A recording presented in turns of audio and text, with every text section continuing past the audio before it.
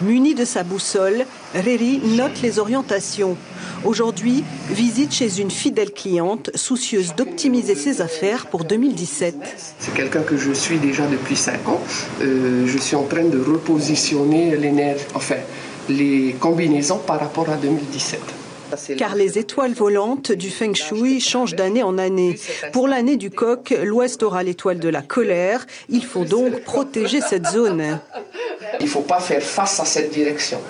Donc on le protège, on le reste au calme et on met le remède pour apaiser le grand-duc Jupiter. Annick est une inconditionnelle du Feng Shui. Elle avoue même être addicte à la discipline.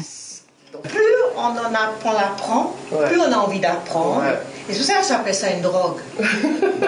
Au début de l'année, je fais en sorte de placer les cures où il faut. Et puis voilà, tout simplement. Et je sais que mes bons jours, j'ai des bons jours et des mauvais jours. Donc les bons jours, je fais le maximum. Les mauvais jours, je fais le dos rond.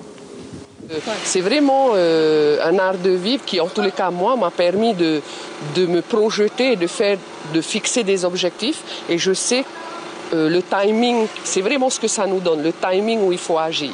Réry s'est formée en Malaisie à cet art ancestral auquel se réfèrent les Chinois depuis des siècles. Dans son officine, elle conseille les meilleures amulettes selon chaque signe. Mais attention, Feng Shui n'est pas synonyme de science exacte. Alors, je dirais que par mon expérience, c'est exact dans les prédictions, mais je comprends ce que tu veux dire, Caroline. C'est pas exact dans le sens où si on n'applique pas et on le fait pas intelligemment, oui, ça va pas être vérifié. Je suis d'accord. Réry nous annonce tout de même une fin d'année mouvementée avec un leader mondial susceptible de perdre la boussole. On ose à peine deviner lequel. Ce leader qui prend un peu des décisions, voilà. Et vu que l'Ouest, c'est le Coq et à la colère, l'Ouest, c'est la carte mondiale, ce sont les États-Unis. Avec nous justement pour parler donc du Nouvel An chinois, nous avons le plaisir d'accueillir Didier Chanzy, président du Xinjiang. Didier, comment se présente donc l'organisation de ces festivités du Nouvel An chinois? Bonsoir Chiquita, merci de m'avoir invité. Donc effectivement, Xinjiang organise, comme chaque année, les festivités du jour de l'an chinois. Aujourd'hui, nous sommes toujours sous le signe du singe de feu et le passage se fera cette nuit. Le singe de feu va laisser place au coq de feu. Les festivités que nous organisons vont débuter demain matin. Le programme? Alors le programme va débuter avec les lions. Les lions vont se déplacer du temple Kanti à 7h30 pour aller vers le centre de Papeete au siège de Xinjiang vers 8h30 pour se retrouver au Kuomintang 1 à l'ouverture de l'exposition Tupuna Taina au KMT 1.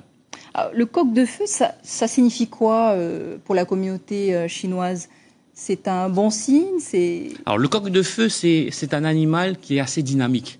C'est un animal qui a un bon présage, hein, parce qu'il va apporter quand même du dynamisme et va venir un peu... En fait, c'est un animal qui va permettre de pouvoir lancer des projets et un projet qui est bien travaillé, durement et persévérant, les personnes arriveront à réaliser leur projet.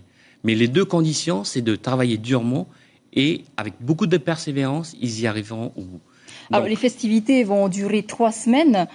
C'est facile d'organiser 3 semaines de festivités? Alors, Xinjiang, depuis une quinzaine d'années, toutes les festivités sont organisées par Xinjiang.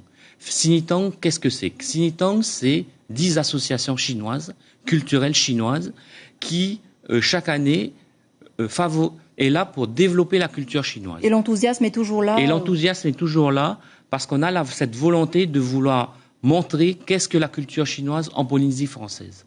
Donc nous avons une commission des festivités qui est là, qui essaye de trouver des idées pour pouvoir développer comment faire partager la connaissance de la culture chinoise. Et comment est-ce qu'elle est perçue par la jeune génération, justement, la jeune génération chinoise? Aujourd'hui, nous avons à la fois la chance et la malchance, mais je dirais la chance d'avoir une communauté chinoise intégrée complètement à la communauté, à la Polynésie française. Nous sommes un des seuls pays à ne pas avoir de Chinatown. Pourquoi?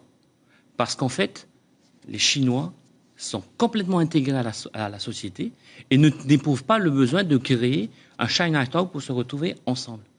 Donc, je dis que c'est une chance parce qu'on voit que les Chinois sont bien intégrés à la population et j'en remercie la population d'ailleurs parce que c'est grâce à cette population qu'ils nous ont accueillis.